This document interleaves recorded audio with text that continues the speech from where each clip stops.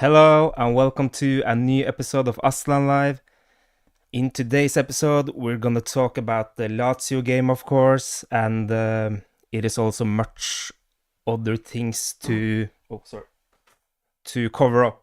So let's just jump straight into it. The game ended 2-2, as probably most of the people know. I think we needed this game because, and I understand it, the fans, the board, the staff, the players, everyone needed it, I think, because we have been on a really high sky right now, and we needed to be shut down a bit because we still have some struggles in our squad, I think.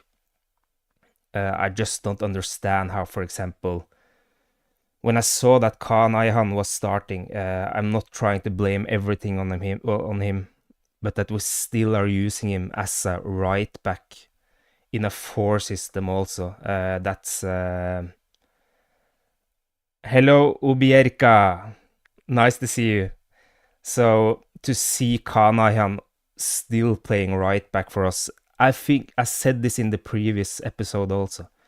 Kaan Ayhan can either play in a, if you are 5 back, as the third center back, or in a midfield with 2 other midfielders that are running for him, because he is so slow and is harming our more than is doing good right now. I'm not trying to just blame it on one player, but Khan is, for me, it's so difficult to watch him, to be honest. And yes, he's exploded. Like, for example, in the United game 2 years ago, yes, he was good, but it's 2 years ago. He lost so much speed in those 2 years. So to see him as a right back, it just, yeah, my eyes are bleeding, to be honest. It was so many times that he couldn't stand to his winger and just got turned around, or just let them still play and kept their flowing going. And it's just so, yeah. So Khan, for me, it's we we desperately need a right back slash a center back, I think. For example, like the Singo type. I would love to have him. I'm not sure what's happening there, but we need a right back, and quickly. We also need a goalkeeper, as we saw. I think the first half, yes, we were down 2-1. But I think Sanchez, Abdul Karim, and Torreira played good. Torreira was just, for me, he was the man of the match today. He was everywhere. Not just defensively, he was there offensively. For example, his pass to Gabriel Sara, his first touch pass, just breaking up the lines. Torreira is so important for us. And the rebounds, he's just so good to reading the game, Torreira. Yes, he scored 2 today, but in general, I remember I saw a live game. It was against Karagümrük 3 seasons ago, 2 seasons ago. I was at the stadium, the 3-3 game, where Icardi missed on the penalty and Sasha Boye scored, I think. Torreira was just a joy to watch. He would, on the rebounds, he was just so extreme. So yeah, Torreira is it's good to see that he's in form right now. And I think also when you're playing with 2 wingers as a two fullbacks, Jakobs and Eren, at the same time, you see that we are struggling against better teams because they are not good enough in the build-up. Good to see you too, Obrieka. Hi, Michael. Is it how I'm saying it? Good to see you guys. What do you guys think about the game? Did you watch the game against Lazio? And our starting 11 was more like this, I think, in the first half. And when you're seeing Jakobs are playing left winger, he's struggling when he has man behind him, and that's natural. Um, so it was difficult to have the build up, especially on the left side. So when Yunus came in there, he just made the whole difference there, and that's because he's good with the ball. When you have a winger, especially at a team like Galatasaray, and he's not good when a man is behind him with the ball, it's extremely difficult. So I think it's not Eren's fault either. I just think Okan Hoxha made a choice to let Jacobs play, and Yunus came in and did a whole difference. For example, on the second goal where he dribbled and where he just played inside so easy, and just in general, Yunus was just everywhere. He's so important for us. Him and Davinson Sanchez, we need to renew the contract straight away. So I think the Yunus did a whole difference, and Leroy Sané, he has not trained a lot with us, and he's seemed really sharp. And what's the thing about Leroy Sané? He's really disciplined. I saw, for example, Bayern München versus Inter. I said this in the other videos also, but he's so disciplined. For example, Inter plays so strange. Their center backs sometimes were forwards. They're just switching up so much, and then you saw suddenly Leroy Sané was tracking all the way back, so he was alone with Inter's center back, and that's just showing that he's really disciplined and is a team player, Leroy Sané. And again, I'm saying this again, you see the big difference between Leroy Sané and Yunus Akgün. Leroy Sané, again, especially in my eyes, he's a combination player. He's so quick. He played those 1-2s really fast, while Yunus Akgün is more like a number 10, like a playmaker type. So it's good to see them both. Yunus just, again, renew him and Davinson Sanchez contract. And I can't wait to see Leroy Sané with Osimhen, with Icardi. We need to remember that Salah, yes, he's a really good player, like a really good, what can I say? He can play everywhere, but you saw the difference today also, because we couldn't keep the ball so much up, and that's of course because we had the left back as a left winger. And it's the first time in a while I saw that we played with a three in the midfield. Yes, we have played a lot with those three, but now I felt it was like Torreira was more like a left central midfielder, and Gabriel Sara was more like a right central midfielder. And just saw Gabriel Sara dropped a lot, and Torreira just sometimes just stood in the final third. So yeah, I think it was good today to see that we were struggling a lot also, and still, yes, we are missing a lot of players. And it's easy to blame on the defense, for example, because they came easy behind our defense. But mostly of that is because they had so much time when they had the ball in the defense or in the midfield. We were not good enough to take out that pressure, because when you're good in the front of your pressure, it's much more difficult to play those long balls. So I think we struggled a bit on our high press, and then if you're struggling in your high press as Galatasaray, as the way we are playing, it's gonna be a lot of space behind you, because you saw, for example, Abdul Kerim. He was at Salah's line to mark out his man, and if you don't have the press, then a good pressure, they're just gonna chip behind. There is so much space everywhere. So I think in overall, yes, they came to some really dangerous positions, Lazio, but I think mainly of that is because our pressure up front was not so good. It's not just the three up front, it was the whole midfield. It was the defense also. As I'm saying, for example, when Khan needed to go on his winger, he just couldn't take him out. And what did he do on the second goal? Yes, it's the whole team. But why are you going out to mark? Why are you pressuring Erian's man there and letting two mans behind you just be so wide open? I just can't understand.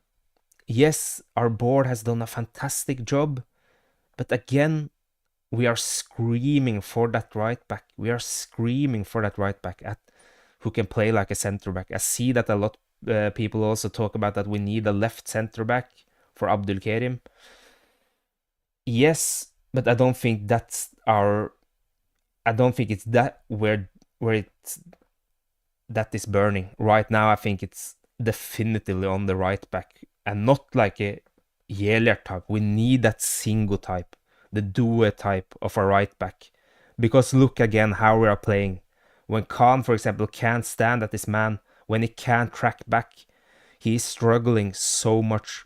So we were linked to that Fiorentina wingback. I'm not sure how true that is, but we can't go for that player. We need a physical fullback. And Okan just said that our fullbacks, that our right back needs to be like a center back, and that's where, for example, Singo. I'm saying a lot Singo, but that type who is so fast, who is so physical, who I really think can survive our playing style because we are staying so high. So I think we should do something there, and I think it was a good test for us today to see that because Lazio is not a top team. We are going to play against so much more difficult teams in the Champions League. I can't. Let's say Mbappe, it's gonna be so dangerous, or the PSG team, or the Liverpool team, or yeah, whatever team actually who is in the Champions League gonna punish this team how we play today, without a doubt. It starts with the top, and we just need to build it up from there. The pressure at the top needs to be better also. But I think with Barış Alper, I think with Icardi, Osimhen, also Yunus, it's gonna be better and better, I think. So it was a good test because we need a right back, center back. I also think we need a midfielder. I Now it's gonna sound like I'm hating on Kaan Ayhan. I'm not doing that, but I think his explosiveness is too weak for us. I'm not gonna trust him as almost as a rotation player either. I know I'm really harsh. I'm really harsh. But let's say, God forbid, that Lemina's getting injured and putting Khan there. Yes, he can maybe survive if he has Gabriel Sara and Torreira who's running so much for him. But it's gonna be difficult because, again, our playing style is so hard. So, Ubriaka, the match was difficult. We concede easy goals. Yeah, for example, on the corner, before the corner, they almost scored. It was a bit unlucky, but yeah, again, well, in that period where they scored their first goal, we smelled that they were going to score because we just loosened up so much in our pressure, especially again. I'm starting with up front. We were really struggling to find out there. So, and Lazio is not a bad team, but again, they are not a crazy team either. So, here is the stats.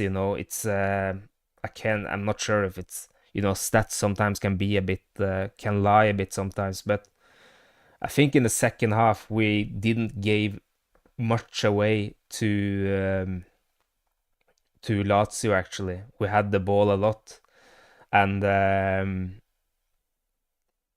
think we dominated the second half. Even though again, they came to a really big chance where Jelert was trying to save up. I'm not sure if it was his mistake, but um, again, I would rather play with, for example, Jelert and Kanayhan on the fullback, on the right back. That's my opinion.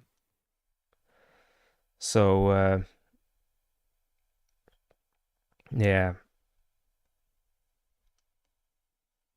let me see if it's something from the game.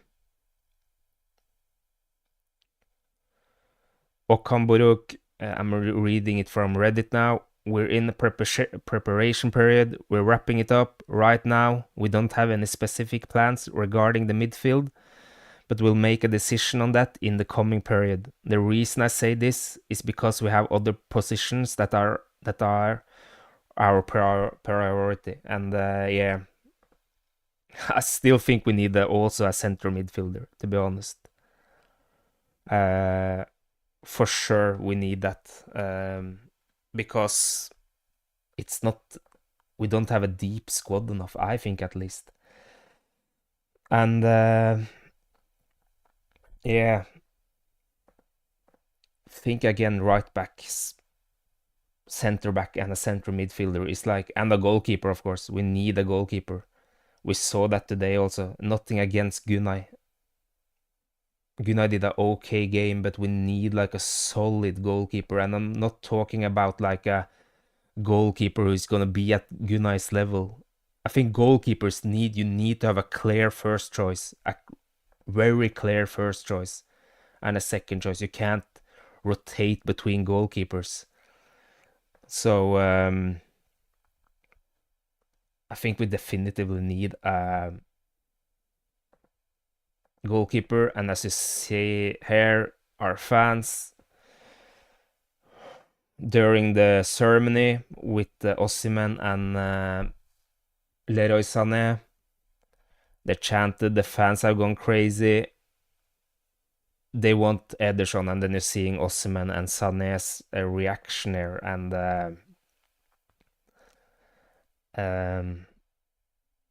I'm not sure if that's the right way. We heard that they wanted 20 million something. That's the rumors about Ederson. Ubierka Ankara. The defense let us down so much last season. Yeah, and you know, Ubierka, especially in the Champions League, it's gonna be so difficult. We need a really, really strong defense. And I think with the goalkeeper and like a extremely good, we need a right back that is going to be on the level with the almost with the Davinson Sanchez. Hello, Alperen. Man, that was a good, awful game to watch. Kutucu needs to go. I agree. Ahmed Kutucu, unfortunately, is not a Galatasaray player in my eyes. I remember the reporter said he was nervous when he first joined us with his touches and everything, and he just, but it's not at the Galatasaray level, unfortunately. And yeah, but as I'm saying, Alperen, I think we need this game because I think the fans, me too, the board, the staff, the players were a bit too cocky, we can say, because everything was just like, yeah, we won the friendly so easy, and everything was going to be easy. But no, we still need a goalkeeper. We still need a right back. And I think we also need a midfielder. So it was some red buttons there. And I think it's good that we're seeing it now. But it's 6 days until the season starts. And we heard that we were going to get a goalkeeper in the camp in Austria, but still we haven't seen anything. And I understand that we still have time, I know, but it's only 6 days until the season starts. And we can't afford to lose points here and there because Super League has been a league where to just lose, to get a draw at away games is a huge loss if we're looking about the last seasons. So you need to win every game. So Alperen, I mean, I agree this was an eye-opening, but we have known we needed a goalkeeper and to make our defense stronger. It's not anything new. Yeah, I totally agree. And that's why I think it's good in some ways because then the fans, for example, are going to wake up. Of course, the board needs to wake up. That's the most important thing. But at the same time, we saw last season when we were desperate. Yelert is maybe a good talent, but he doesn't fit us at all, and they paid 11 or 10 million euros for him. So when they are making those types of um, signings because they're desperate, I don't want to get them desperate. So Alperen, Yönetim boktan işle uğraşıyor. I get Aussie signing was important, but you have to stay level-headed and look at all aspects of the business. Yeah, I totally agree. We have some big holes in our team right now. What do Alperen? Where do you think we need players? I think right back, goalkeeper, central midfielder, and maybe another center back. Our defense need to get much stronger. And I can't understand how we're still seeing Kanayan. I talked much about Kanayan. I'm sorry. I said this in the previous episode also. Khan is a dangerous player because he is he's not slow. He's extremely slow. Kanayan. Hello, Hogus. Yelert is a stalemate. We can get our money back. Worst case scenario, he's young. Yeah, I totally agree. But if he can't play in these games, why can't he play in front of Kaan Ayhan, for example? I just don't understand it. He fits much more than, for example, Kaan Ayhan in our system. Because he's a bit quicker, he's much quicker at least. Goalkeeper, right back, center back, and center midfielder in that order. Yeah, I totally agree. I totally agree, actually. So, but we still also need to sell players. So, I'm not sure. It's rumors that Frankowski has a bid with a 2 year loan deal, and then selling him like they need to buy him for 8 million euros. I'm not sure if that's true. So, Alperen. Goalkeeper first and foremost. Gunnar isn't good enough. We need to replace Kaan Ayhan. Just god awful. Get rid of Cuesta Kutucu. Hogus. I rather play Yele at the back over Khan, honestly. I totally agree. I just can't understand how he's still. I know that Kanayan is really important in our dressing room. I get that. But he's has so many faults in our playing style. Yes, he's good with the ball. He's calm with the ball. But yeah, sorry, Khan, I said too much, but he's still our player. But yeah, I think I would rather play Jakobs there, for example, and Eren with the wrong foot to at the right back, to be honest. Alperen, like, we have such a strong forward, and I honestly think we have a fairly strong midfield. Our defense lack, we won't get far in the Champions League without fixing our defense. Yeah, defense are most important. I totally agree. There it's there where the red bell red where the red alarm is. It's there where it's burning. But then you need the right types also. We can't go for a wing back. We need a physical, strong fullback. We saw it today when we are staying so high. If our pressure is bad, we're gonna get punished right away if you don't have a player like, for example, Davinson Sanchez. Look how many times Davinson Sanchez cleared up on the right side. How many times Davinson Sanchez took that slide tackle and saved us time after time. And in the Champions League, we got not just only gonna get punished, we're gonna get, yeah, it's gonna be dangerous. And that's so sad because our offensive is so good. We need a team that's good in every. I know that the money, 75 million euros on Osimhen. I get that. But you can't just buy one or two players and then think that then we're not going through in the Champions League for sure. It's gonna be so difficult to get top 24 with this defense. So Frankowski, Hogus. Frankowski is out. Cuesta will be gone. Köhn likely to. Jelert will stay. Ahmed needs to go. Arda Turan should bid. Let's hope that Shakhtar and Arda Turan will get Ahmed Kutucu. It was rumors about that in the season. And to be fair, he was good under in Eyüpspor for Arda Turan. Or Arda Hoca, sorry. A top 10 club is going to kill our defense in Champions League. You don't stand a chance. I agree. I agree. They will. We will see the goals where we conceded against. It will just be so easy goals we will concede, and goals changes matches. So if you are 1 or 2-0 down, it doesn't matter if you have Osimhen or Icardi or Barish or Yunus or Leroy Sané. Alper and Kuru. In today's game, though, we didn't have a striker playing and did okay. Lazio was strong on their defense and covered spaces, so we couldn't get the ball forward. Yeah, I said that earlier, Alperen. It was huge difference between Salah and in the just Barish against Strasbourg.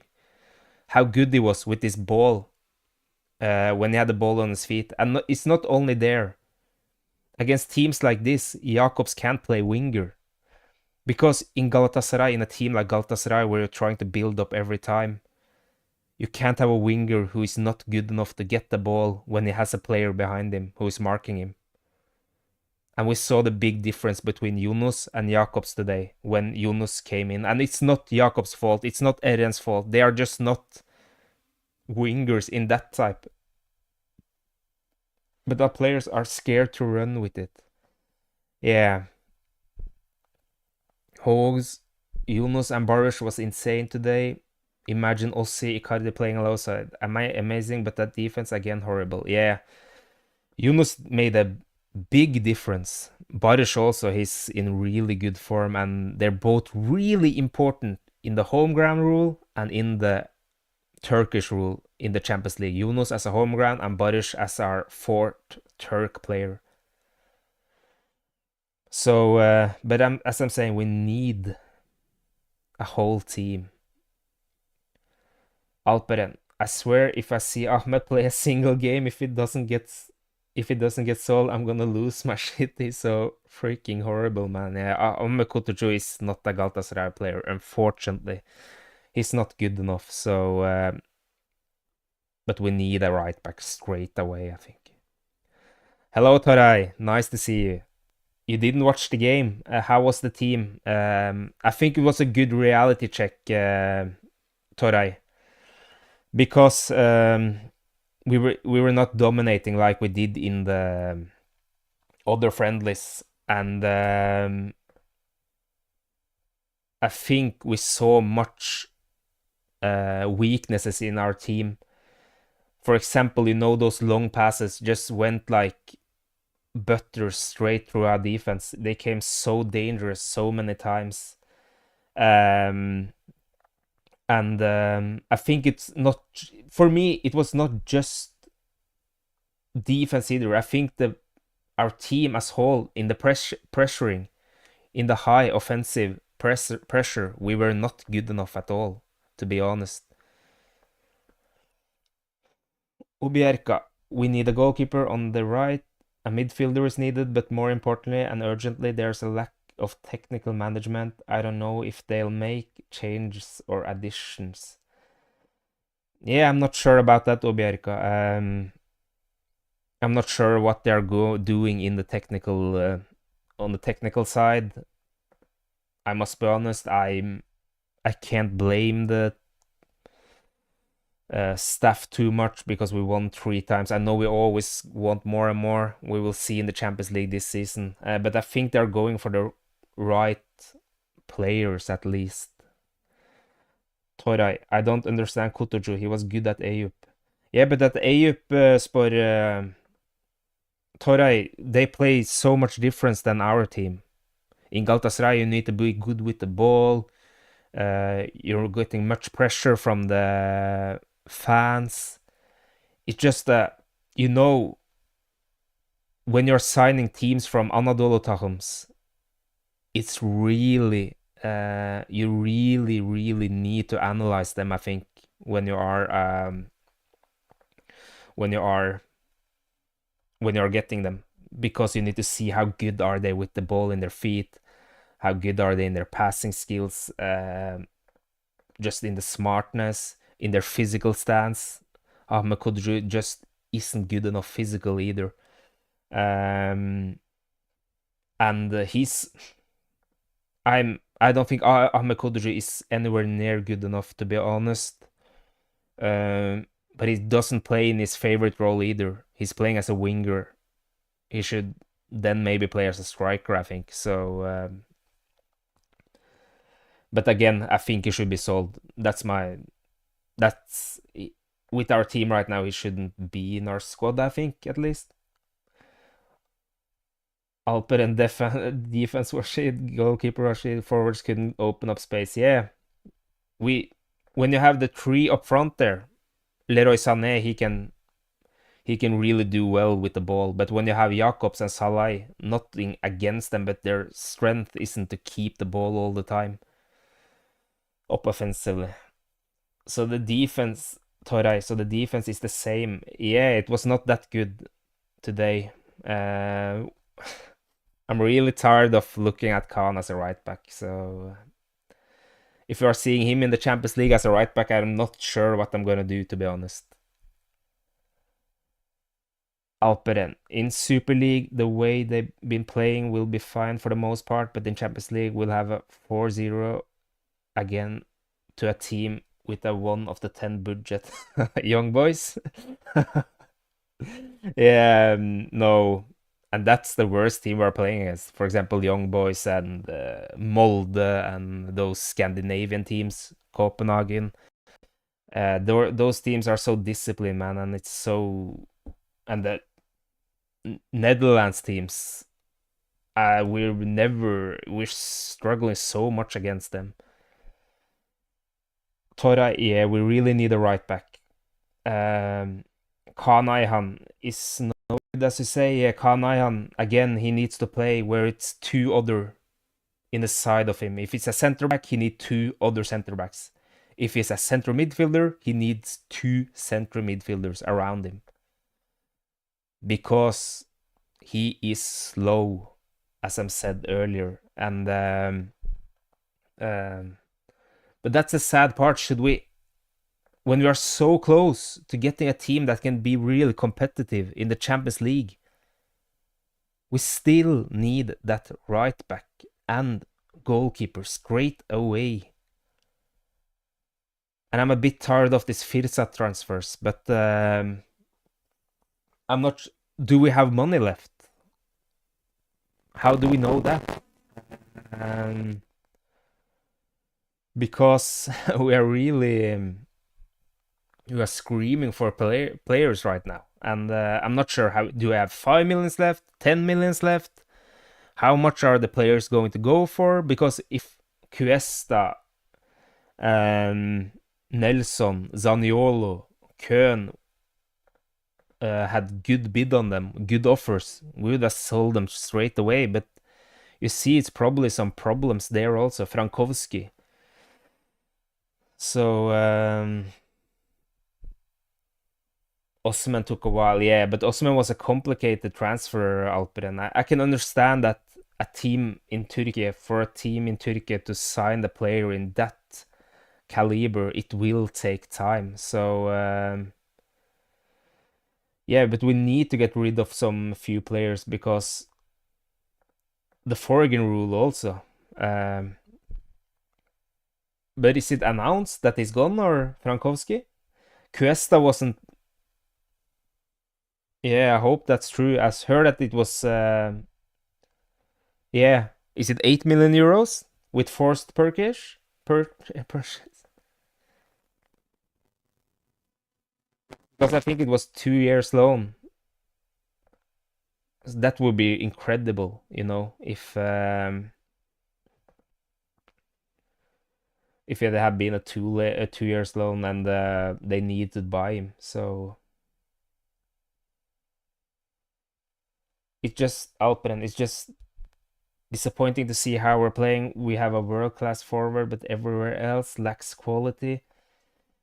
Yeah, I think we have quality in many places. But again, we need. I think with a right back who takes Khan Ayhan's place and a goalkeeper, I think we're going to go so much. The level is going to go so much up. I think it's gonna do a much more difference. Okay, so he's going to run. I- Toray, yeah, but the 8 million is over like 3 or 4 years. But that's okay, How many players have we bought with installments? It's okay to get money on a long term also. Alperen, on the positive side, it's nice to see we're investing in youth development. Who are the youth players, Alperen? I'm just asking. Yeah, it's Arda Unyay today also did a very good game. I think he had a good. He was a good. He came in and did really well. Um, what I see in Arda Unyay is, I know I shouldn't compare Arda Unyay to.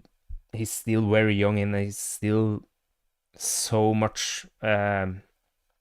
He's still got so much time. But in his interviews, he just sounds so mature. He just seems like a natural leader. Arda Unyay.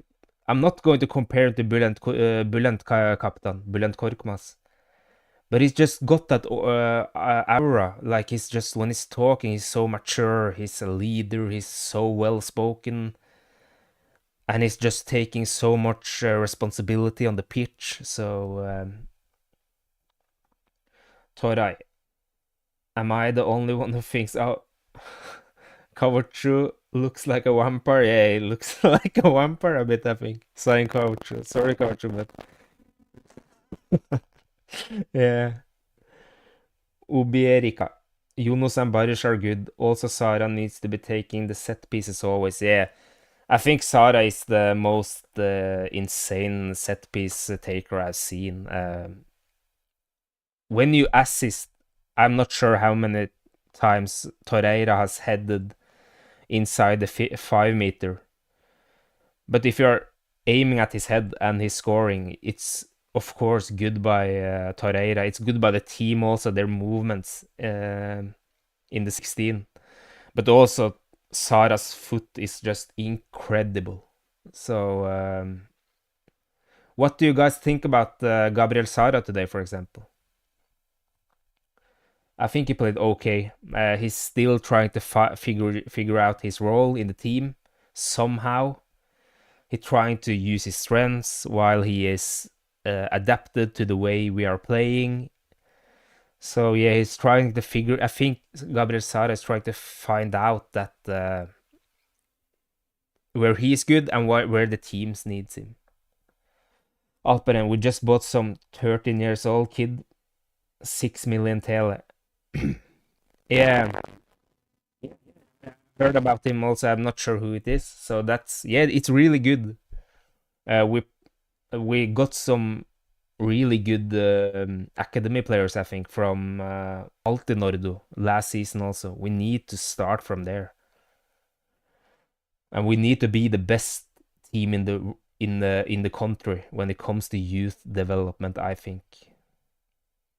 Obierica, Eren is not a player of Champions League standard. He can do well in the league, but they will pass through him in the Champions League. I'm not gonna be um, too harsh on Eren Elmalu, but I have the same. I'm a bit concerned about that also. That is not up there. And again, I'm not sure if we can trust Jakobs either because he's so much injured. But Jakobs has has shown in the Champions League. He showed. I'm not sure if you guys saw him against Barcelona. He had control over Lamine Jamal actually. Jakobs is a beast, but again, he's how can we trust him about the injuries? So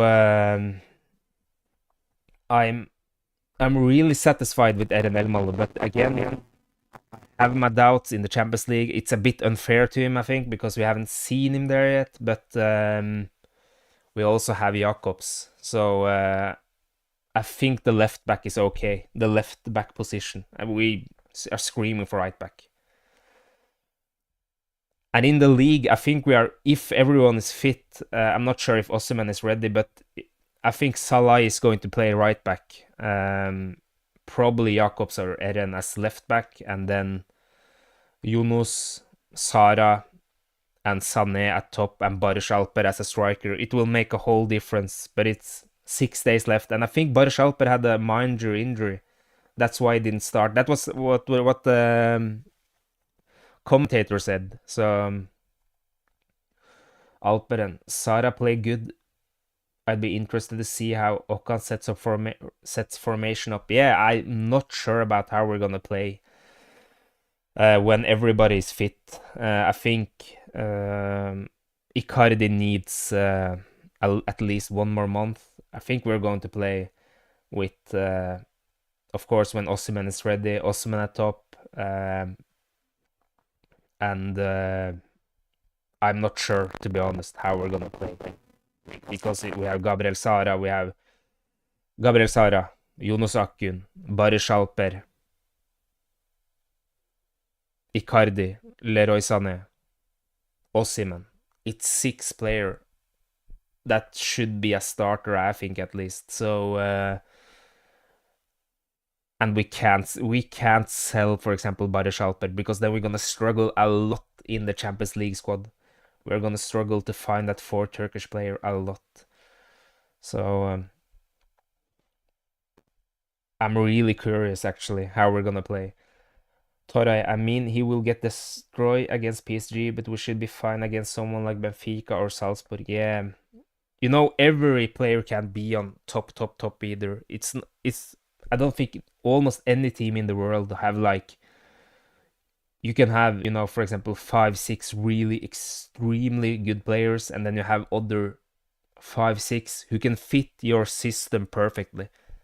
That's what I'm saying about the right back also. He doesn't need to be Hakimi, but he needs to be that who fits perfectly in our team. A right back who's physical, who's strong, who's fast, who can cover up. So Sanchez doesn't need to go there all the time, and when he's missing, it's 50-meter space behind him also. So we need that. And who is gonna? I'm not sure who's Sion Kawachu is talking about there. We have 3 more goalkeepers we're interested in. They don't know their names. I think when they find out their names, they'll go crazy for them too.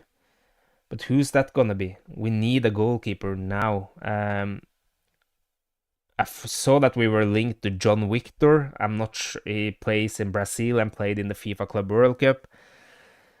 And I'm not sure what type are we going for? If you are not heard about those goalkeepers, who is it gonna be? And it needs to be quick. And again, it needs to be a first goalkeeper. It can't be a goalkeeper on Gunai's level. Get a clear first choice on that goalkeeper position. And because 20 million euros for Ederson, I don't think it's worth that, to be honest. Of course, he's really good goalkeeper, but to potentially pay 20 million euros for a 32-year-old goalkeeper, if they're not going down on their price, a goalkeeper who is a bit on a downhill, even though he would probably be a fantastic signing for us, I would not pay that money, and I don't think we have that money either. So um, yeah, Alperen, I'm not sure either. And did you guys see him in the FIFA Club World Cup, for example, against Al Hilal, where they lost 4-3 and got knocked out? He has his weaknesses for sure. So, but again, he would be a good signing for us. But I heard something like that we were. That's a strange thing from the journalists. You're hearing that we are bidding 3 million euros for him, and in the next day, no, they want 20 million euros for him. Is it not something in the middle, or I just don't understand? Like, it's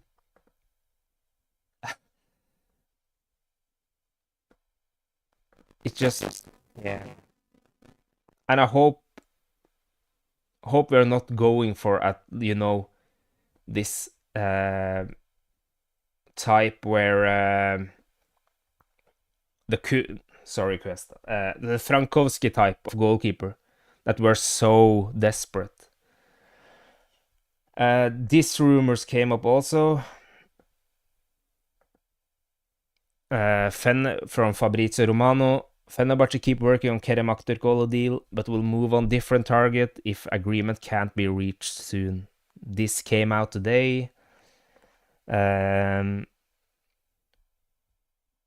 hear rumors that he said no to 6 million euros from Fenerbahce. I'm sorry, Kerem, but I'm not sure if I can trust him because I hear other rumors that he will accept if Benfica and Fenerbahce get or Besiktas agrees with Benfica. So I'm not sure what Kerem wants. I said this in the last episode also, that why not stay in Europe, Kerem Aktürkoğlu? Because these rumors just came out today also. I'm not sure if this is some strategic move by Ali Koç or something, because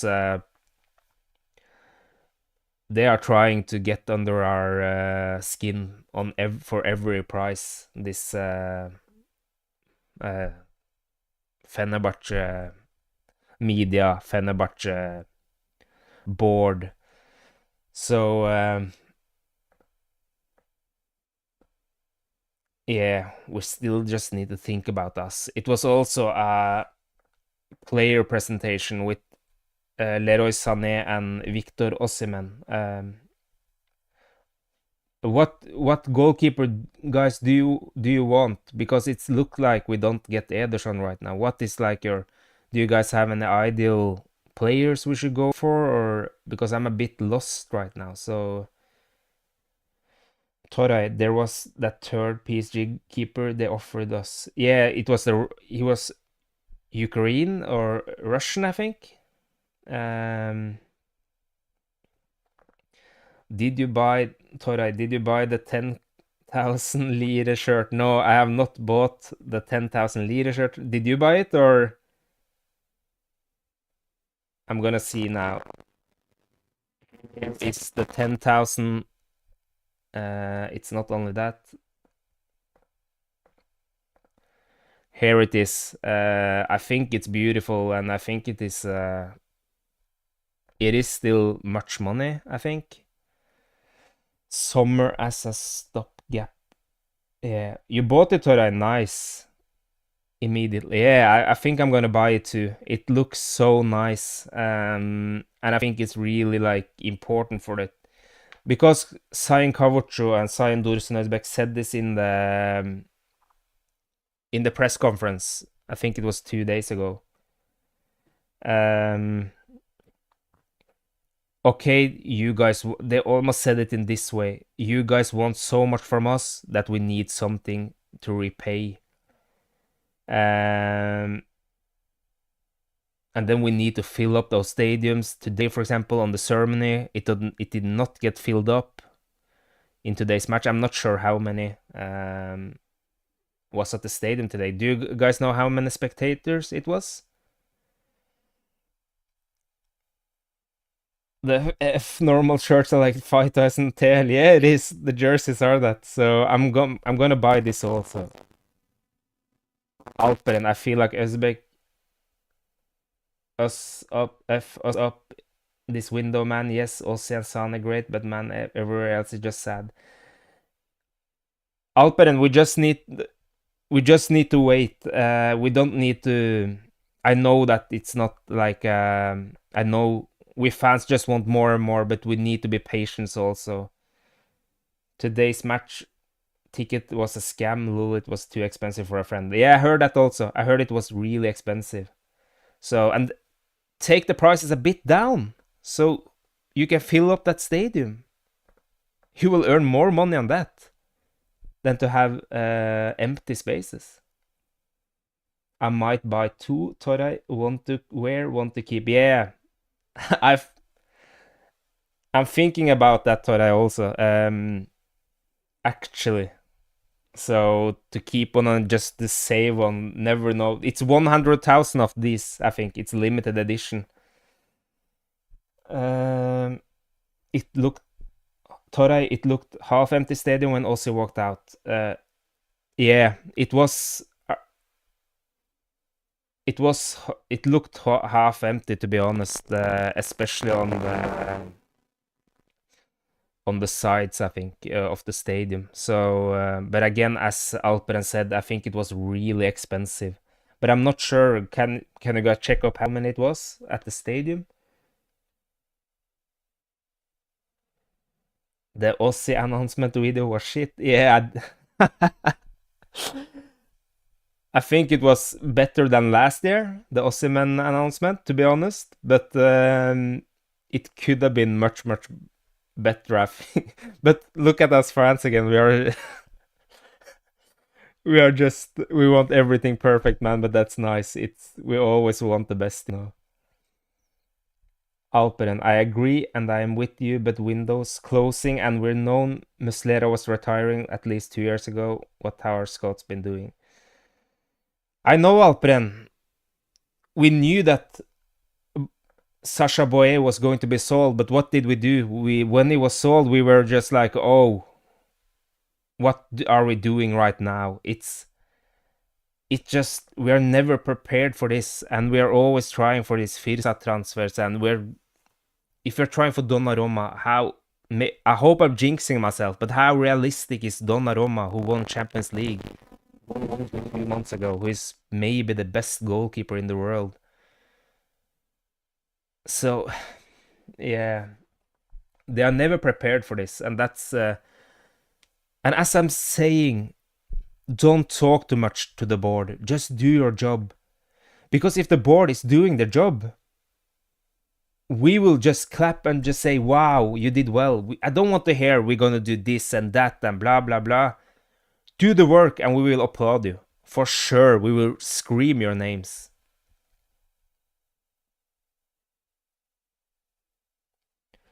Toray, Alperen, I don't remember the exact price, Toray, but way too expensive for a friend. Yeah. Toray, I mean, compared to Tammy and Orko, it was shit. Yeah, their announcement was good, but that's the only thing Besiktas have right now. It's their announcement, and they're screaming also high that they're going to do this and that, but are absolutely zero action, especially on the field. Yeah, Alperen, it's we are never the board, the staff, the management. It's always been so weak since I have Galatasaray, and it's so frustrating. It's extremely frustrating. For example, Lemina, when we bought him, why didn't we buy him before so we could put him on the Champions League list, for example? Lemina got the last day, I think. Salah, we bought him in the last second, so we needed to give him like a huge salary. It's just those types of things. So, Toray, there is no way he sits on bench or shares a keeping role with Chevalier. Yeah, yeah, but that's That's what I'm saying. He's not gonna sit there for a whole season to just Donnarumma to just watch and hope for the best when it's a World Cup next season. I totally agree, but he want like a Osimhen contract, like 15, 60 million euros. So, do you guys know what is written in this box? Because I translated it from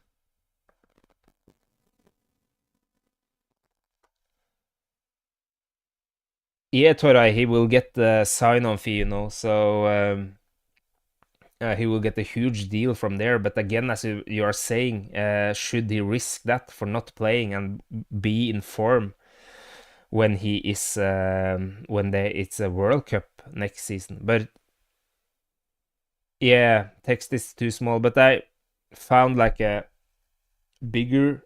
Uh, Let me see. Yeah, I don't have it here, but this jersey, we'll talk about that also. But it says, would you have imagined that a jersey worn by a kid from Nigeria would one day become a real part of this club's story? This jersey inside the box isn't just mine, it belongs to all of us. Every time you wear it, remember our history, remember us. I should probably have the text there, but yeah. The yellow and red, to this amazing country, to the culture of Galatasaray. Thank you for seeing me as worthy of it. With the support you give today, we'll write new stories tomorrow. Ones we'll proudly tell in the future. Like you always say, history is written by the truth, and the truth is Galatasaray. And as I say, only Galatasaray. Victor Osimhen. So that's what's on the text. So I'm not sure if you understood everything I saw. Toray, but if he goes on loan, PSG get out of his contract for the year and he plays. Yeah, but I think if he goes on a loan, they will try to sign his contract for 1 year. I think, like they did with Osimhen. I think so. I'm not sure. Either that or they're just letting him them trying to like squeeze him into something. Either you are renewing your contract or you are just sitting here for 1 year. And I think like Donnarumma signing for us, it would be like the Osimhen signing. I think like in the last second maybe. So and I'm not sure if we can wait that long, because in the September is when the Champions League starts also, I think. So to wait so long, and he needs to adapt and everything. Donnarumma is a fantastic goalkeeper, but yeah, I'm not sure.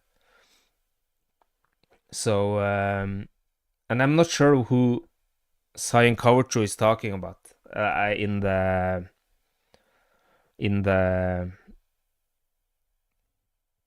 about those three goalkeepers we haven't heard of. Gabriel Sara was also. Let me see. Toray, I listened to his interview with Daddy Freeze. Osimhen's story is insane. Literally from a garbage dump. Yeah. No, it's another perspective, Toray. It's impossible to know what they have gone through. He sold water on the street, I think. He lost his mother early. He lost his father when he was 16, 17, 18. It is not easy at all, and they are not just paying money for themselves. They are giving money to so many other people's, like their families. I'm not sure how many of their families was. I'm not sure if it's true, but it was like 25 of his family that. So it's just a whole different perspective. What do you guys think about this third jersey? I was in doubt when I first saw it, but in the game today and when Icardi wore it, it was just so fantastic to see. It's a beautiful jersey. I think I'm gonna go for that also. I think so. So, but it was really beautiful. Not sure what you guys think. And on the from the game today, Gabriel Sara was asked, reading from Reddit, which position do you feel most comfortable playing in, Gabriel Sara? I can play everywhere. What matters to me is being able to help the team. Number 10, number 8, wherever the coach assigns me. As long as Galatasaray wins, that matters. And that's what I'm feeling like Gabriel Sara is trying to. He's really trying to fit in where he can be like the perfect blend between the player he is and what Galatasaray needs. He showed that today also. He still is not like the old Gabriel Sara. Old Gabriel Sara was like a number 6, number 8 when he played against Göztepe. But he has potential, I think, to play really well as a 10 or 8 or where we're gonna play him. Gabriel Sara, I think, is a fantastic player. Let me see. I need to get a normal Osimhen jersey. I'm not sure if this or the normal kit, but the Galatasaray store fucks up the stickers. Yeah, Galatasaray store. When you're buying these jerseys, you never know what type of quality you get either. For example, the name and everything, and on the logo, for example, because it's not like the logo is like not plastic, but it can be ripped off easily. But yeah, I'm not sure either because I didn't buy the red and yellow jersey from last season. But I think this because last season I bought the third jersey, the black and yellow and red. So to buy two third jerseys in a row, I'm not sure, but this is really beautiful. I think this jersey is beautiful. So and here is the video. So yeah, it could have been better. I totally agree. A bit more, maybe a bit more emotionally. I don't know. So and here's also what Sayın Kavukçu said because it was a press conference with Sayın Dursun Özbek and Kavukçu. They made the first offer to Osimhen at Muslera's farewell dinner. And whatever they made that day, that offer, they just sticked with it. So they didn't change on that. So Osimhen also said that before the match. Just a man standing on the boat. Yeah. On a boat. Yeah, it's a bit funny, man. Victor Osimhen, the reason I feel like a Galatasaray fan is the supporters and my daughter. My daughter sings the chants and here and leads the triple chant. I made this decision because of the support of my daughter gives me and the love shown to me by our fans. So as we said earlier, the fans have really, really done incredible to get Osimhen also. Of course, the board is doing the job, but and the management there was fantastic. Again, when they were letting his daughter announce his name when he scored, I think that made a huge difference. So Victor Osimhen, yeah, it's just incredible. I can't wait to see him. And he talked Turkish today, said merhaba and teşekkürler. So and Solo Il Gala, the motto we got right now, and I can't wait. I need to buy that box also. I really want. Um, so and the fans did this also during the the fans has gone crazy. They want Ederson like they did with Osimhen. I'm not.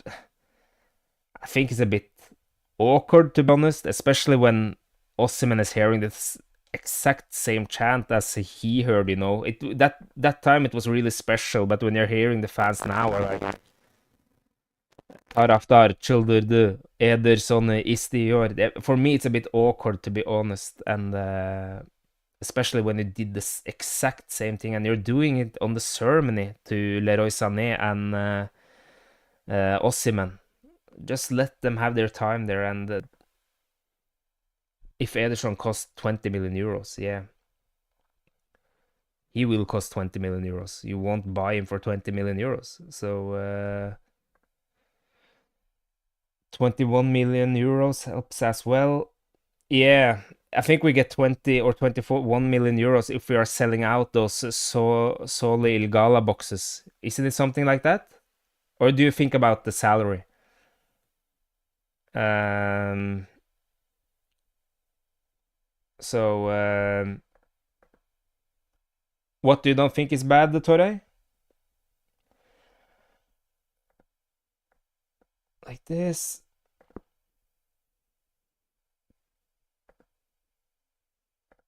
And it was also something else on the press conference with Sane and yeah, Torre, we have the cup here. We can have it here. Yeah, it was 75. This is from Cap, 75 million euros, and thank God, 10% profit from the future sale. It's not from the. If we are selling him for 74 million euros, they won't get anything, and that's nice. They are not getting 10% if we are selling him for 50 million euros. It needs to go over 75 million euros, and thank you for that at least. And there I want to take a bit, I want this Yaz Sabuncu, or what his name is, that reporter who is Fenerbahce journalist, who is always keeping his mouth shut when it is about Fener news, but when it is about Galatasaray news, he has every little details and he knows them. I don't know who from the board is leaking out to Yaz. Stop with that.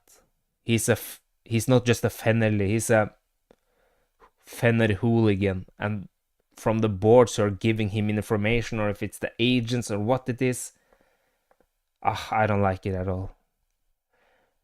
But they have 15 million euros in salaries, 1 million euro loyalty bonus, and 5 million euros in image rights. So it's 21 million euros, as you said. I think it's. I'm not sure how much is the sponsors paying. I'm not sure about that.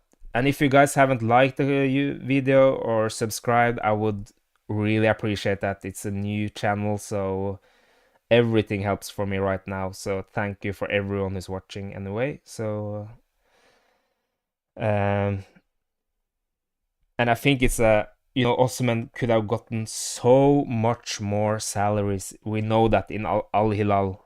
I think it was like 90 million euros over 3 seasons more than he could have gotten here. And that's not easy for any players to reject. And as you said, Torre, from a Nigeria, a boy who is not, of course, for me, who's born in the western side of the world or north in Norway, maybe it would have been a bit more different. Players shouldn't go for salaries, and yeah, they already get so much money here and there. But this, as you said, he sold water on the street when he was it 10 years old? His mother died young. He had so many siblings. He lived under so difficult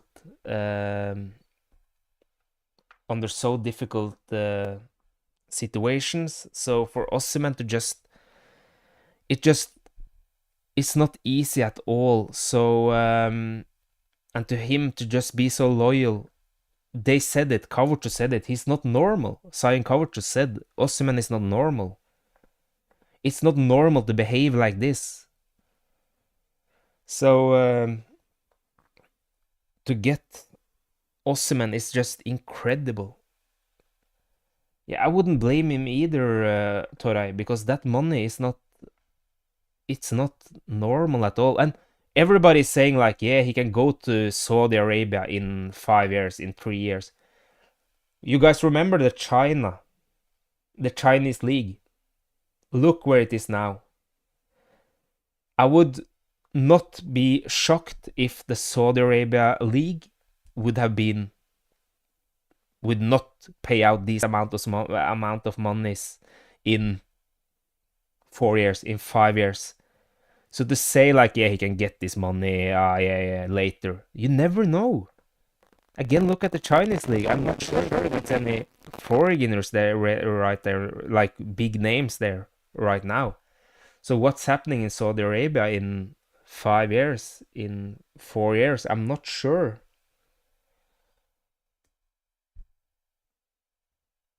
You think it's gonna be like, you think this is gonna be the normal in Saudi Arabia today? Like if this is, they're gonna keep up with this in like 10 years, 20 years? Because I see many players now are really going back to, they don't want to be there. They are talking about how it is to live there. And I'm really curious on how long will they fund the money on the top there. But as you're saying, it's insane amount of money there. So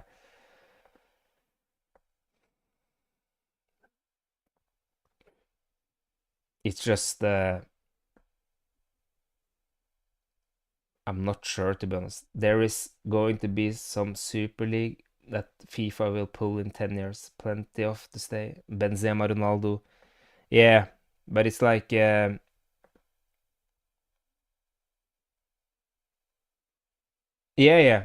I get that. It's many good players there right now, but I'm not sure if it's sustainable over many years. But as you're saying, Arabia is probably more different than the Chinese league. But didn't they fund the money in the Chinese league also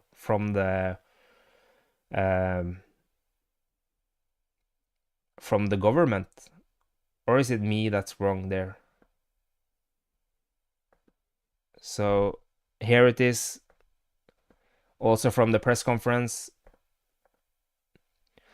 Abdullah Kavacı, Sayın Abdullah Kavacı, our goal is to make Galatasaray one of the top 5 clubs in the world. That won't happen with Kaan Ayhan as a right back.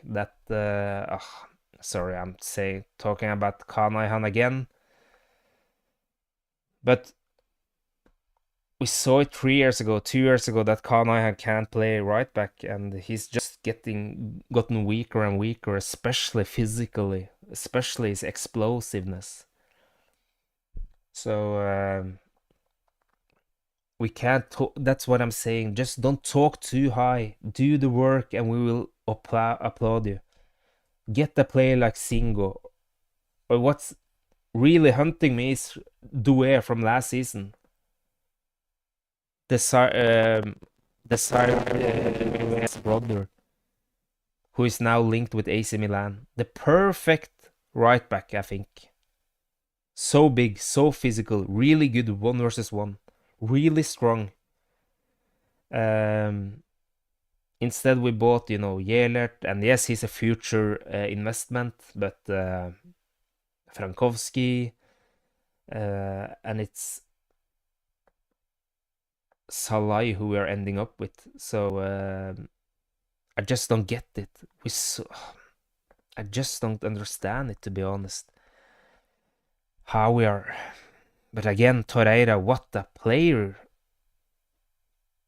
Torreira today, if it's others there, what do you guys think about the game? And Torreira today was just everywhere. He was just incredible in the rebounds, in the defensively challenges, in offensively challenges, where he played, straight up into the final third to Gabriel Sara. Should we see? I just want to read something from the game. Gendouzi, the guy who was it, Patrick van Hanholt, who grabbed his hair. He got booed on. Question: there's an amazing atmosphere when you're a player at Galatasaray. You have to give everything on the pitch. The stands are always full. They are much better now compared to when I played against them before. It was a very tough game match because we know we played against a great team like Galatasaray. With its atmosphere, this is a difficult stadium. Coming here is not easy. The fans are supporting their team. You should be proud to have a supporter like this. From Gundosi.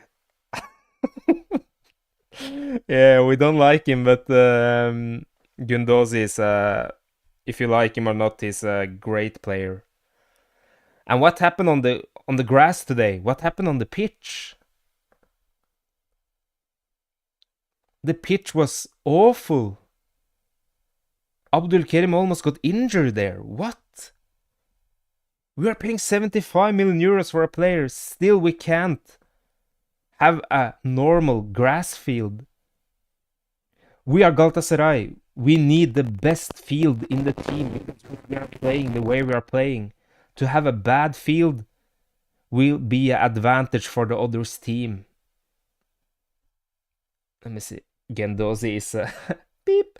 Yeah, Gendozi. Yeah, he was really, when he got subbed out, he laughed. But the words he said after the game was it like trying to flirt with us that he wants to come to us? The Gendozi type of player would actually be like he would be the perfect fit with with the fans, like in Turkey, for example. He would be loved by us, but hated by everyone. A bit like Felipe Melo type, I think. Dry due to fires. I don't know, probably Toray, but I think I'm not sure about the climb. I know. So I can't say too much. If that's the reason okay, that's of course a good reason, but it should not be that bad either, I think, when you're using millions there. So Nuri Şahin to Besiktas. Is that confirmed that he's going there? Nuri Şahin? Because Nuri Şahin did not go in Dortmund and he still needs time to. I think Nuri Şahin got potential in time, but to go to Besiktas, if he's doing that, man, I think for every coach right now to go to Besiktas, it's not good at all. I remember I said this with Solskjaer also. Not confirmed, top of list. Okay. I remember I said this with Solskjaer also because I'm from Norway, as you guys probably know right now. And I know that Solskjaer got so many offers, probably not the type of money he got from Besiktas, but from the offers he got after he got sacked with Manchester United. I can't understand how he chose Besiktas, where the board is so changing. It's chaotic everywhere in the team. The squad is so weak. And how could he accept that with a new president, and you see how many coaches has been fired in Besiktas? How many coaches did they have in the last 2-3 years? I just can't understand how Solskjaer is choosing them, to be honest, because he had many chances. Again, I think it's money, but it's a really bad mark on your CV, I think, to choose Besiktas, because it's really difficult there. You're trying to compete against Galatasaray and Fenerbahce.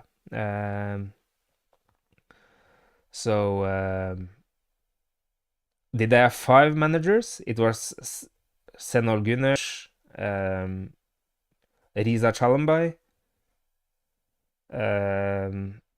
Who other was it? I don't remember. The Portuguese, 3. Yeah, it was many. So and they need wingers. Yeah, Besiktas need wingers. That's like. But did you guys see it against Shakhtar Donetsk when Tammy Abraham had the ball? No one did a movement on the team. It was so strange to watch. It's a strange team, and you can't buy Orkun and think that the team is suddenly a incredible team. It doesn't work like that. But that's how it's gonna work with us. We need that, get that really good center back, no, right back who can play center back, and get the really good goalkeeper. We need two quality players, and of course we need another center back and another center midfielder. But get that right back and that goalkeeper first. That is so quality. And Okan Hoja said this for us, but also that we are not going to sign many players. Yeah, you think Besiktas, of course, need a player like Kerem, but I would not like to see Kerem play for another Turkish team, to be honest. That's my opinion. And people maybe disagree with me, but Kerem is I don't know, man. I would have been a bit disappointed if he had went to another Turkish team because he put us in a really difficult situation when he left us, and we sold him for 11 million euros or something, or 12. Of course, with the 10% of the next sale. So if Fenerbahce or Besiktas are buying him for 25, we are getting 2.5 million euros from there also. So of course, Besiktas needs.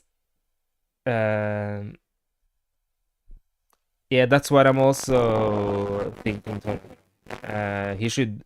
He wanted so much to go out to Europe, and I'm not. Maybe it's really unfair right now and talk like, hey, why does he want to come back? I'm just talking about the rumors, so maybe it's a bit unfair. But from the rumors I heard, it looked like he's keen to come back, and I don't understand it when he wanted so much to come back. But like we said in the last episode, Turkey and money, and you're from Turkey, it's a fantastic country. I don't think it's any other countries that are so much better than Turkey, when you are when you have money. So and I'm really curious about how much money do we have left for the signings. I heard that Singo was about 25 to 30 million euros. Do we have that money? I hope it is a loan with the obligation to buy. Because see here again, we talked about this also in the last episode. Look at the capital increase where we are getting 13.5 billion tele, while Fenerbahce is getting 1.2 billion tele. And they are talking about, where does Galatasaray get all the money from? No, we are just selling more jerseys. We're getting better sponsors. Our capital increase is 10 times more. We are in Champions League. Fenerbahce has not been in Champions League since PlayStation 2, I think. It's over 15 years ago. And then to just say like, yeah, where do they got the money from? It's just nonsense. Singo rejected us or up. Yeah, I heard some rumors about it, and that would be disappointing, if we did that. But then we need to get that same type of player, I think, because we are desperate right now. So I'm not sure if it's gonna be something like this or because this is, like I said earlier, also this is the perfect squad for the Champions League, where you can have 17 foreigners, 4 home grounds, and 4 Turkish players. Here it is 3 home ground, but we can easily find one more home ground, I think. So I'm really, if maybe the switch up between have the foreigner who is born in 2002 as a midfielder, a young midfielder, and maybe a more mature center back with Abdul Kerim and Davinson Sanchez, and then have Arda Unyay and Metahan as backups here, and as wrote like Gurbec and Gabriel Sara No, Toray, Kaan Ayhan is a foreigner in the Champions League squad. He is Gurbetçi. Also Ahmet Kuducu. So that's what I'm saying about, for example, Kaan Ayhan. He is dual, right? Yeah, Toray, Kaan is foreigner in Champions League and Turkish in the league. So yeah, and we can have 17 foreigners. That's why it's in the Champions League. If you want to fill up the Champions League and the league and the Super League quote, you need to have. No, he's born in Germany, Kuducu. He's Schalke. I think he's from Schalke. Yeah, no, but Kaan Ayhan also is Turkey. But if you have played your youth in another country, for example, Berkan is also a foreigner for in the Champions League, not in the league, but in the Champions League. Also Kaan, also Gunay is also a foreigner in the Champions League. So if you want to fill up both Champions League and the Super League, you need to have 3 Gurbetçi, 4 Turkish players, for example, Barış Alper, Eren Elmalı, Arda Ünyay, and Abdülkerim. They 4 are Turkish. Yeah, they need to be trained in Turkey as I think it's 3 years, Toray, if I'm not totally wrong. And so if you have 3 Gurbetçi, and then you have 14 foreigners with the 2 under 2002 or born in 2002 or earlier, we fill up the squad. So to fill up the Champions League squad completely, you need to have 3 Gurbetçi, 4, because then they can also play in the Turkish Super League, as Turkish. And that's why the Turkish players, for example, Abdülkerim, Barış Alper, Eren Elmalı, thankfully we got Arda Ünnay, who was the 4th Turkish player. Because then you can fill up, you need to have 4 and at least 4 home grounds. There we have Yunus Akgün, the 3rd goalkeeper, Cankat or Batuhan Şen, and Metehan. And the 4th probably can be Efe Akman or another. I think we're going to put another there. So we can't take for granted the Turkish players either. And you don't need more Turkish players either, because if you got 5 Turkish players, who is let's say you get the 5, then you still need to have 4 home ground players. And then you only can have, either you need to take one of the Turkish players out of the 5, or you need to take out one foreigner. So that's why Arda Ünder was a perfect. It's perfect that it has done so well. It's like we won him. That's why we were linked to Ahmet Can Kaplan, for example, because he was Turkish under those circumstances. That's why we needed the 4th Turkish player. And I was like I watched Ahmet Can Kaplan a bit. I don't think he was that good, at least from what I saw. He could have been like the player who would have fit perfectly in our team. For example, Ahmet Can Kaplan, he's really good with his feet, but he's not so good defensively as a center back. But again, it's nothing to talk about actually, because we are not linked with him anymore. I think we didn't want him anymore after Arda Ünyay got his breakthrough, his little breakthrough. I think we just saw it from there that, yes, he's 18 years old. Don't want to talk too big about him, but from there, it showed that we don't need to buy another center back, especially when you're getting Osimhen, who is expensive, So where are we getting those money from? So I'm really curious is Yusuf Demir. I think he should go on loan, like I said before, because he's still got potential, Yusuf Demir. So to get him out on loan, so he can get playing time, so he can be better at his choices with the ball, he still needs that. I think we are going to get rid of Elias Jelert also. I know that people want him to stay also, but I don't think Okan Hoxha has any faith in him.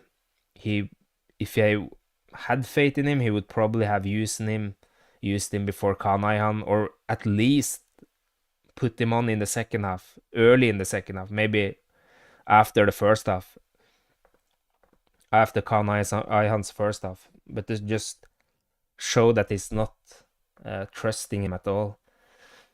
So I'm really curious because we need two strong 2002 and youngers. We need two strong players there because if we should compare us to Fenerbahce, Fenerbahce got Archie Brown and John Duran as their two young players, two foreigner young players. We also need strong youth players also, who is not just like talented, but they also need to be considerate to to take that place in the first team, that they can challenge there. But I'm not sure what happened to Berkan Kutlu either. He was not on the bench today, I think. Nelson was on the bench, but Cuesta wasn't. So I'm not sure. Are we struggling more to sell Nelson rather than Cuesta, or what's happening there? I don't know. Nelson was linked to Göztepe, to Samsunspor. I'm not sure where he's ending. He had a big downfall, I think, Nelson. But and Cuesta, I don't know. It was rumors about Feyenoord that they wanted the Cuesta. I think Cuesta still has a name. I think it seems like you can sell him for like 4, 5, 6 million euros. I hope so, and I think so. Also, Frankowski, he's a Polish national team player. Cuesta is a Colombian national players. They are not that bad. I don't like. I don't think they've done anything well at us, to be honest. Frankowski had that one assist against Rizespor. Other than that, no, I don't think so. So they are not that bad players. They are national team players, and with other circumstances, they can probably do it well, I think. But they didn't. They didn't do well at us. Poland are pretty shit. Yeah, I have not watched them a lot, Toray, but um, it's still, he did well in at least he did well in Lens, I think, in the France top division. People said that, the journalist from Turkey was so hyped around Frankowski. I remember it. They were like, yeah, he's the second best wing back after Hakimi. But man, what I've seen him here, it's just, yeah, I have not been impressed at all. He's just, yeah.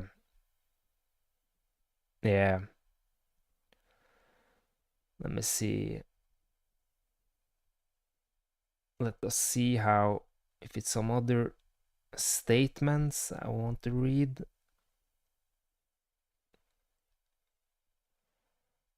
Yeah. No, I'm really curious because now it's soon 5 days until the season starts.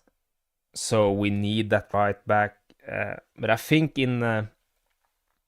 as I said, I think on Friday when you're playing as Gaziantep, Salah as right back, Davinson Sanchez, Abdul Kerim, Eren or Jacobs, Torreira, Lemina, Gabriel Sara, I think Leroy Sané and Jonas Akkun, and then Baresh Alper at top. I don't think Osimhen is ready yet, so um, it's gonna be really exciting. So I'm still unsure about this. Like Okan Hoja said, he still wants quick goalkeepers. So our goalkeeper list had tall, slow goalkeepers, but we didn't want them. But again, for example, John Victor is a big goalkeeper. Because Fabrizio Romano said that we were interested in John Victor from Brazil, and he's a really big goalkeeper. He's a slow, shoot goalkeeper. Just don't hope they're going for something completely different from what we are needing. So, and it's burning a bit right now. I know that we shouldn't be like, we shouldn't be too concerned, but we still doesn't have that right back. So, and that goalkeeper. And as Alperen said, this goalkeeper situation, we knew that Muslera was going to retire. He was going to retire. We knew that Sasha Boye was going to be sold. We knew that everybody smelled that, and to not be prepared is a bit. It's a bit sad. I think it's not us worthy. I think. Okay, guys. Is it something else you guys want to talk about before we wrap this up? It's always an honor to talk with you guys. Toray, I'm not sure if it's on anybody else. Hey, Alperen. Be there. Yeah, nice. What is it something more you guys want to talk about? Toray, Alperen, I really appreciate that you guys are here. As I'm saying, bad management. Yeah, that's all it falls down to. Yeah, it's just sad, man. It's typical, that we are not prepared at all. We are so that Galatasaray is such a big institution. We need to be prepared for those things, like the goalkeeper, like the goalkeeper situation. We knew that Muslera is, how old is he? He was 38, 39 years old, and we're linked with Jan Sommer, who is 37 years old. Come on. I know that we can't go for the next Muslera, It's not like, we need the next Muslera, we want a goalkeeper for 10, 15 years. No, that's unusual. But we should have a list and being finished with that before the camp before we went to the camp. Yes, Toray, we have Super League on Friday next week against Gaziantep away. Yeah, 30 years old. Rubio Ivers, yo, en büyük Jimbom Galatasaray. Nice to see you, man. Rubio is my friend, so he's a ethnical Norwegian, and it was him that bought from Galatasaray store, so it's nice that he supports the team. No, I don't know what type of goalkeeper we're going for right now, because suddenly Ederson didn't work out as it seems right now. Maybe it's a play from our board, but as Sam said earlier, I just want a solid goalkeeper who's good in the air, who's just so solid. He doesn't need to be the world's best. Yeah. Open the package and show us. No, you can open it, Ruben.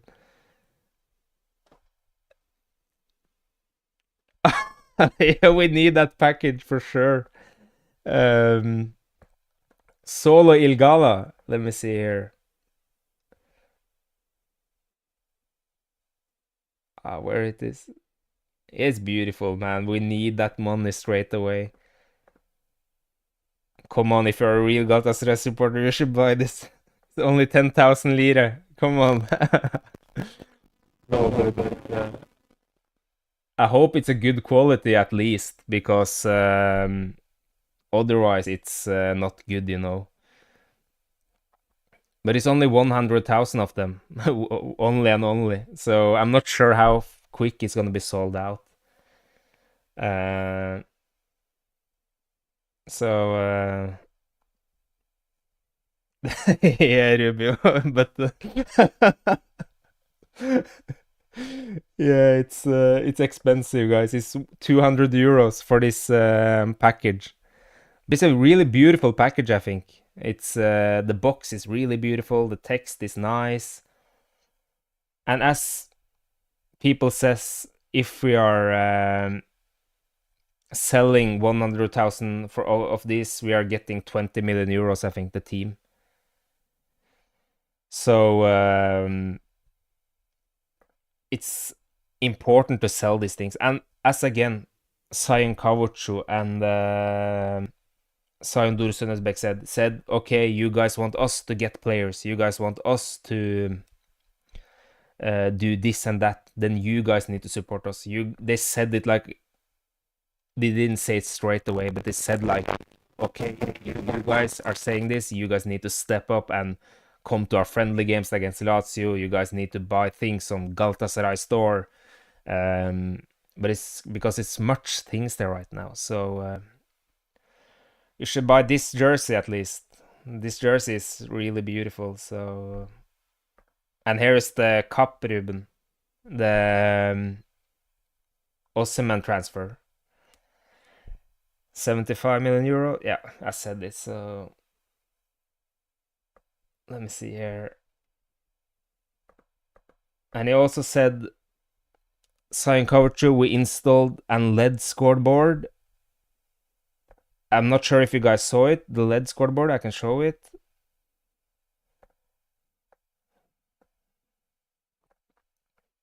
Let me see.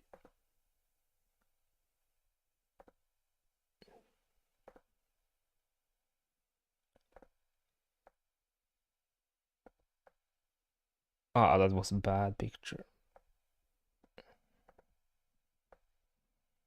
Yeah, okay, sorry guys. Let me just see here. I can do this first. Alperen, as your channel grows, you should make a Discord server. Yeah, I will do that in the future also, Alperen.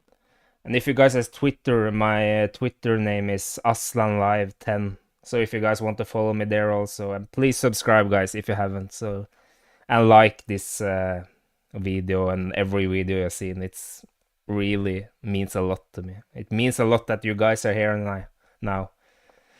Abdullah Kaucho, we installed a LED scoreboard in the stadium. We earn 10 million euros annually from 3 LED sources. We make 20 million euros a year from chest sponsorship. A club made a new deal. They're talking about Fenerbahce. A 10 years deal. 10-year figure is being discussed. Nobody's looking at what Galatasaray's 10-year stadium revenue is. So he's talking about the Chobani Fenerbahce. I think they're getting like 100 million euros in 10 years. So 10 million per season, if I'm not totally wrong. So this is the LED lights. Let me see.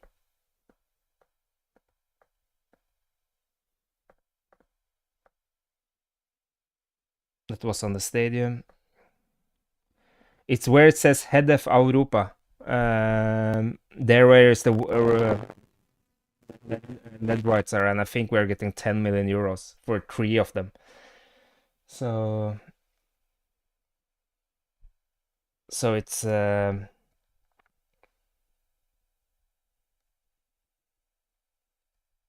them eat yogurt. Weird sponsor. Yeah, Chobani. Yeah, they're saying it's a Greek yogurt, something like that. Yeah, Rubio, and guys, I saw one thing on Twitter that one fan bought things on Galatasaray store for 1 million. I think it was 1 million tele. How much is that in euros? 1 million tele. So he bought, or 990,000 tele or something. I think that's around, I'm not sure, 20,000 euros, 30,000 euros. Yeah, 20,000 euros, I think, around there. So it's some, and it was some from the old board who bought like I think it was 200 of that Osimhen Sane Al-Bayrak. Bought 200 of that Solo Il Gala package. That's 200 euros per, or 215 euros uh, per stock. So 200 of those. Yeah, 20. Yeah. So one fan bought for 21,000 euros. Yeah, Tora, it was Albayrak, Sain Albayrak. You know that fan? No, that board. What was his name again? Uh, yeah, I hope so. Because you remember, I saw that someone said this also, that um, because you remember when we were getting Osimhen, former board members and things like that in Galatasaray said like, yeah, I can give 2.5 million euros and I can give 3 million euros. And like Cyan Kawartu said, we don't want money from anyone. We don't need money for anyone. But at least they can then buy these things, and give away. Maybe, I don't know, maybe if they are super rich and saying like, yeah, I can give away 2.5 million euros or 5 million euros. Okay, support the team by buying these stocks and maybe take a giveaway or something. I don't know. That would be fine. I hope they're giving it away. Ruby, which probably the Ultra Aslan buys them up, sells them 5 times more expensive to the other fans. Like they're doing it with the ticket sale. Yeah. It's impossible, It's so expensive to go on the matches. It's so frustrating, man, to not be available to see those matches in normal ways. If I should take my dad with me on a match, I don't want to hunt with him to get the 2 tickets from shady people. I've done that before, like standing in a corner and try to get the most out of you with my dad and running here and there. It's just not pleasant at all, and I want to take, for example, my dad with me on a game, and you, Rubio, to go on a game, but to like run and try to get 1 ticket or 2 or 3, and then you are not sure if you get fooled or not. It's not fun at all. So um, but yeah, I think it's not easy to build up this stadium either. So to fill it. So let me see if it's something more on the. Is it something more? Some news or something? No. Our dad would be aggressive towards the dealers anyway. He would not accept these high prices. Yeah, but that's the problem, Rubio. They will not accept to sell it for a lower than a sum either. They would not accept like, no, I would buy it for X or I. No, it's not working like that. It's really difficult to find tickets because they get sold out in 3 seconds. So unfortunately, it's not fun to try to get tickets on the stadium. So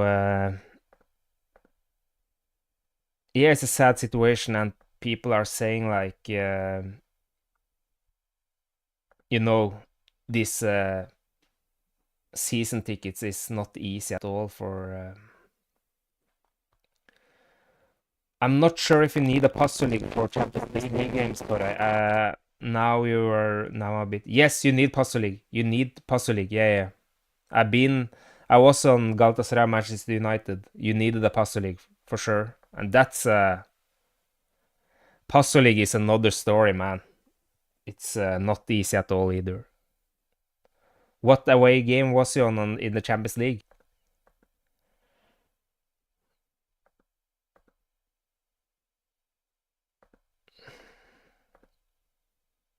Yeah, I can't wait to see Osimhen either.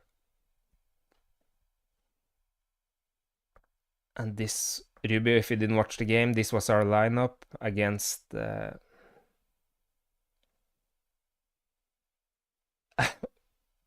What, Toray? I didn't understand. Lokomotiv Moscow. Ah, in Russia.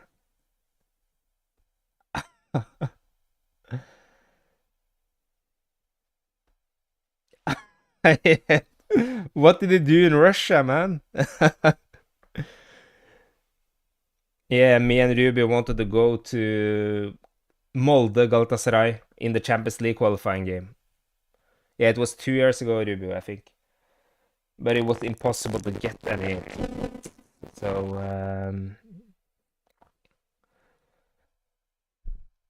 but was this when Eren Derdiok played Toray in the Champions League? Was it that season?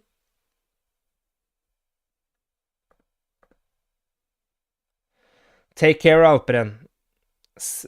Really appreciate that you came. So you was chilling there, literally.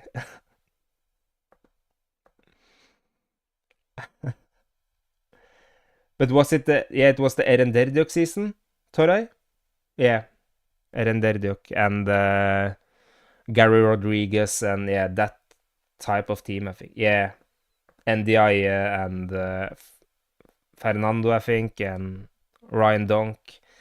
Yeah, that was also Sain Dursunezbek's team actually. So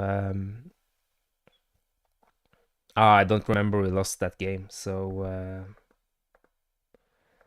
yeah, that there you see, the times we are at another level right now. With if we had lost 3-0 to Lokomotiv Moscow right now, it would have been a disaster. So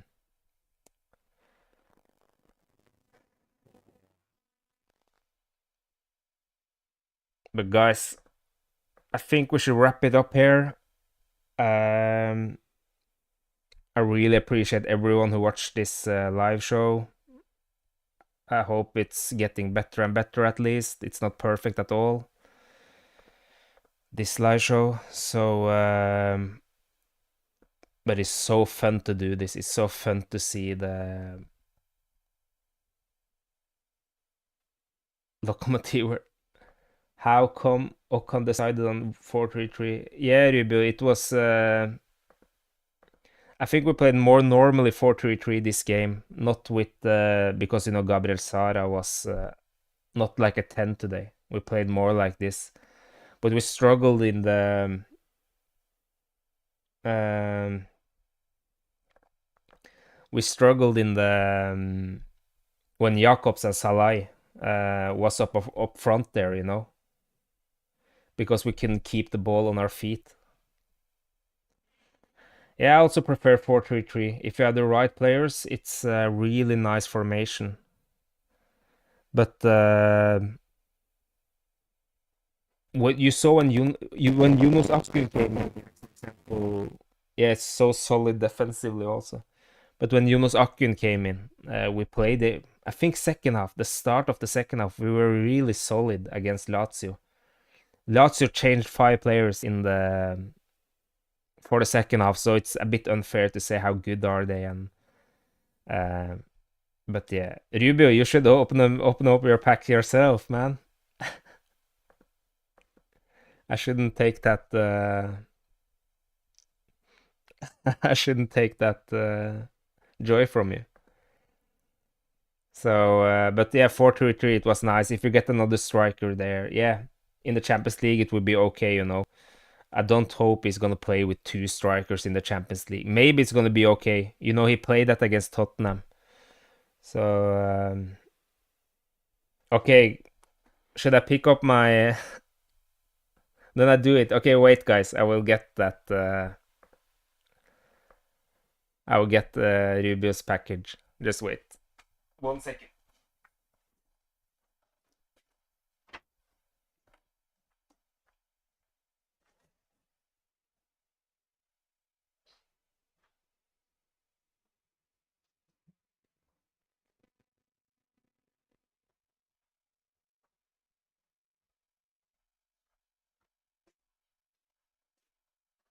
Okay. Good stream. I'm always down some gambling. This is Rubio Evers package. Should we see? Rubio, are you sure?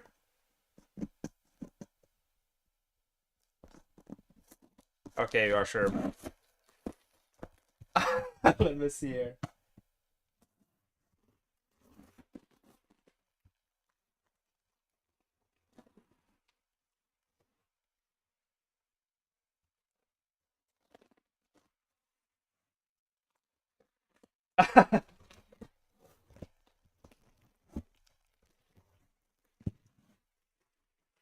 Okay, thank you, Ruben.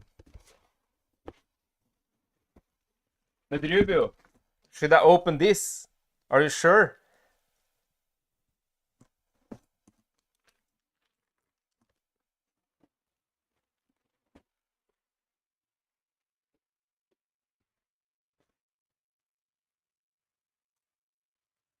And you bought this? What was this again? Was it Torreira? I think it was the Torreira shirt. Yeah, do what you want. And here you bought the Muslera shirt. And here it is, 2 jerseys. It's the jersey from last season. Open it, okay.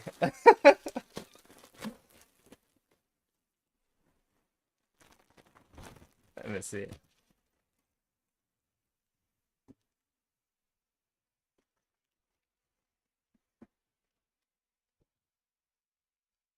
Muslera.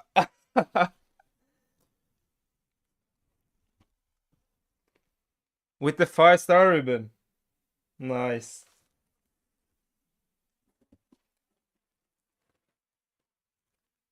Yeah, Rubio can tell the story, Tora, if he wants. Ah, this is this season. Nice. It's first time I'm seeing from this season. That 20 euro was it was Osimhen. Nice.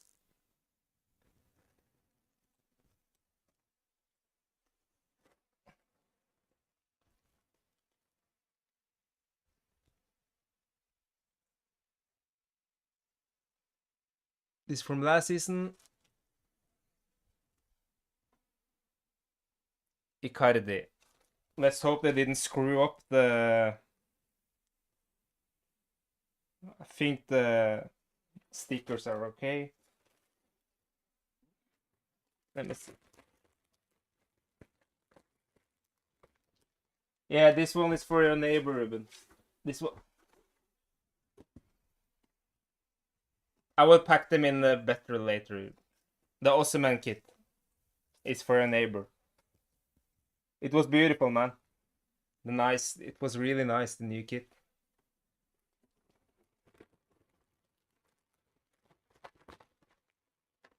Here.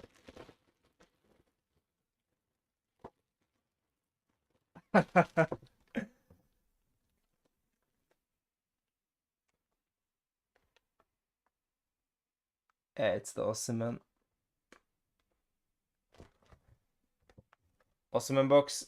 I can't get the. Yeah.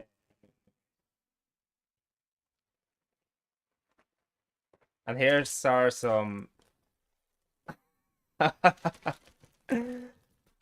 You bought 8 of these, Ruben. You paid a day worth of Osimhen salary. And this also. This was beautiful. 5 stars. Ah, I can't even. Yeah. It's 2, 3.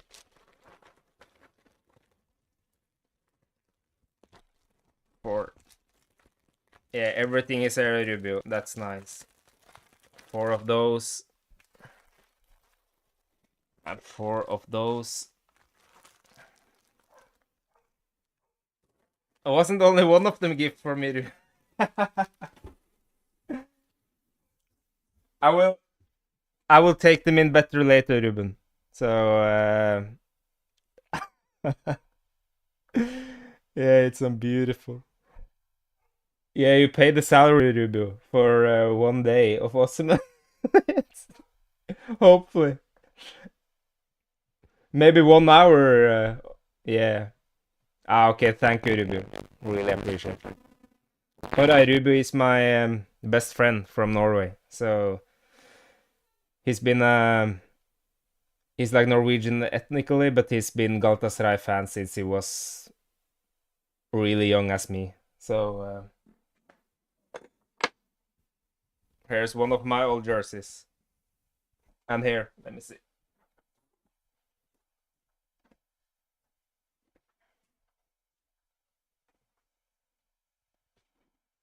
I got some old jerseys. Yeah, no worries about that. Still in diapers, yeah. He's almost like half Turkish, Toray. This Rubio guy. He can some words and yeah, it's really nice Rubio. I think you had that jersey also, so I'm not sure. Maybe you didn't have it, but you had some others. Really cool jerseys. So yeah, it was some really nice things there, Rubio. The jersey looks, yeah, I think they're in really good quality. The jerseys you got, you're gonna see it yourself when you're getting them. So yeah, yeah, it's really nice. So